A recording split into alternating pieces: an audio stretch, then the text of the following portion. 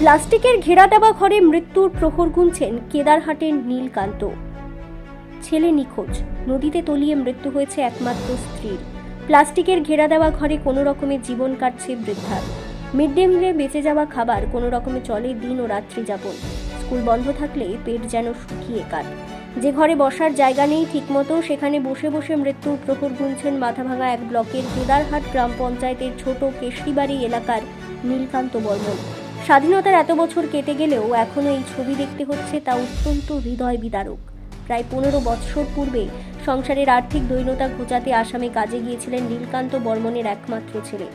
সেটাই যেন কাল হয়ে দাঁড়ায় তার জীবনে।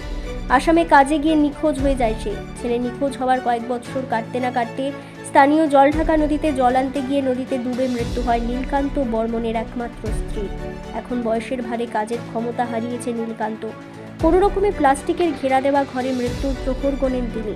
পাশেই রয়েছে কালীরহাট প্রাথমিক বিদ্যালয়। সেই বিদ্যালয়ের মিড ডে মিলে বেঁচে যাওয়া খাবারের চলে জীবন। স্কুল বন্ধ থাকলে অনাহারেই কাটে দিন। যে ঘরে ঠিকমতো বসার জায়গা নেই, সে ঘরে কি করে রাত্রি যাপন করেন তিনি? ঝড় বৃষ্টি সাপের হয়তো রয়েছে, সবকিছুকে উপেক্ষা করে বসে বসে শুধুই মৃত্যুর অপেক্ষা। এখনো সম্ভব নীলকান্তকে সেই স্থবির জঙ্গল থেকে ফিরিয়ে আনা, কিন্তু আনবে কে? সেটাই এখন লাখ টাকার প্রশ্ন। আছে কতদিন ধরে আছে ওখানে?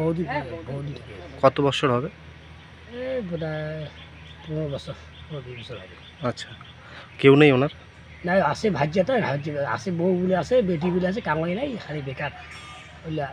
ওনার জমি জায়গা কিছু নাই? সরকার নাই নাই নাই কিচ্ছু নাই না? কিচ্ছু নেই, অনেক দিন ধরেই আছে ওখানে? অনেকদিন থেকে আছে। কি খান উনি? ওই স্কুলের ভাত খায়, মানে মিড ডে মিলের খাবার তো? হ্যাঁ। যদি বাঁচে ওগুলোই দেয়।